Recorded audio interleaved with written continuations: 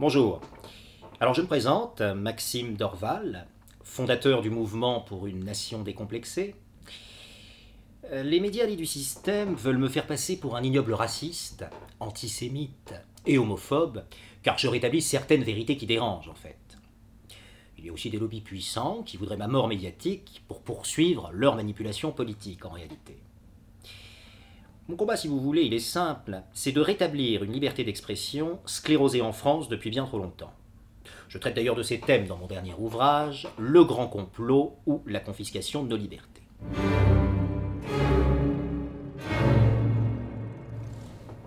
Écoutez, moi je crois qu'on voudrait nous faire croire qu'il n'y a pas de problème musulman en France. Je regrette.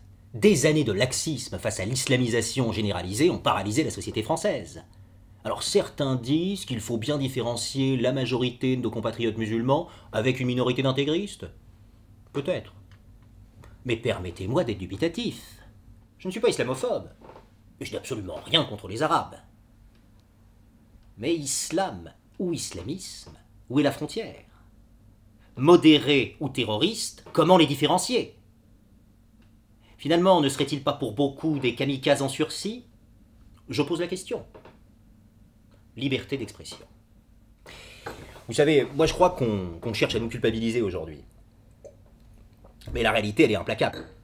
La population qui profite majoritairement de notre système social est la population africaine, c'est un fait. En réalité, il s'agit d'un problème culturel.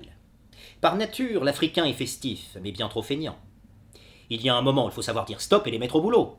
400 ans d'esclavage n'excusent pas tout. Je n'ai rien contre les Noirs, hein. De grands enfants en fin de compte.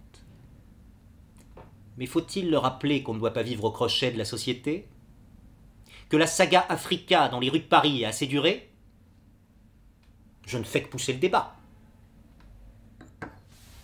Ah, alors là on aborde le fameux sujet interdit, le fameux peuple élu sans élection, il faut le préciser.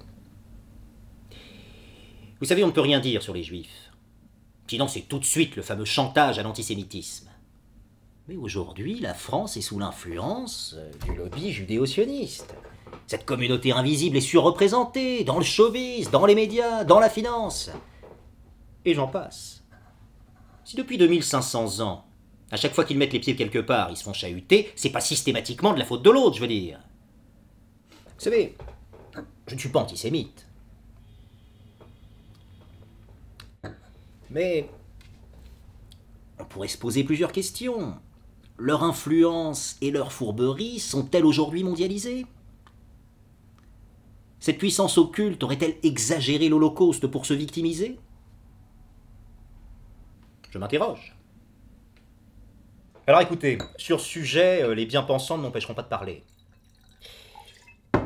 On voudrait nous faire croire que le mariage gay est une avancée sociétale qui permettrait d'établir une certaine égalité. Mais quand progrès social rime avec chaos moral, il faut le dénoncer.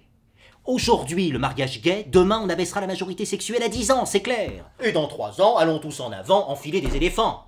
Non mais enfin, mais où va-t-on?